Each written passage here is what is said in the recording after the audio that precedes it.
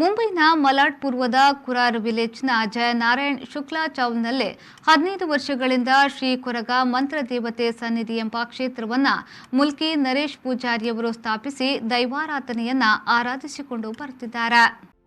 ಪ್ರತಿ ರವಿವಾರದಂದು ಭಕ್ತರ ಕಷ್ಟಗಳಿಗೆ ಪ್ರಶ್ನಾ ಚಿಂತನೆಗಳನ್ನು ನಡೆಸಿ ಅವರಿಗೆ ಸನ್ಮಾರ್ಗದಲ್ಲಿ ನಡೆಯಲು ನರೇಶ್ ಪೂಜಾರಿಯವರು ಮಾರ್ಗದರ್ಶನವನ್ನು ನೀಡುತ್ತಿದ್ದಾರೆ.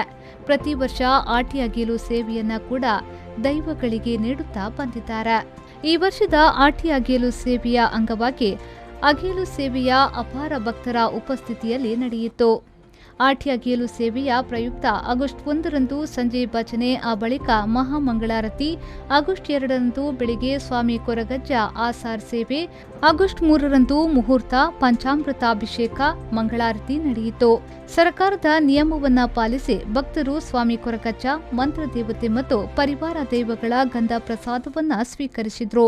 ಪಾಲ್ಗೊಂಡ ಭಕ್ತರೆಲ್ಲರಿಗೂ ಕ್ಷೇತ್ರದ ಪ್ರಧಾನ ಅರ್ಚಕ ನರೇಶ್ ಪೂಜಾರಿ ಪ್ರಸಾದವನ್ನ ನೀಡಿದ್ರು. ಶ್ರೀ ಕ್ಷೇತ್ರದ ಮಾರ್ಗದರ್ಶಕರಾದ ಅಶೋಕ್ ಪೂಜಾರಿ ಬುಲ್ಕಿ, ಜಯಬಾಬು ಕೋಟ್ಯಾನ್, ಕೃತಿಕಾ ಎನ್ ಪೂಜಾರಿ, ಪ್ರಮೀಳಾ ಚೆ ಕೋಟ್ಯಾನ್, ಶಾರದಾ ಪೂಜಾರಿ, ದಿನೇಶ್ ಸುವರ್ಣ, ದರ್ಶ ಸುವರ್ಣ, ಪ್ರಕಾಶ್ ಪಾಟೀಲ್ ಮತ್ತಿತರರು ಪೂಜೆ ಯಶಸ್ವಿಯಾಗುವಲ್ಲಿ ಸಹಕರಿಸಿದರು. ದಿನೇಶ್ ಕುಲಾಲ್ ಬೊಕ್ಕಪಟ್ನ, ವಿ4 ನ್ಯೂಸ್, ಮುಂಬೈ.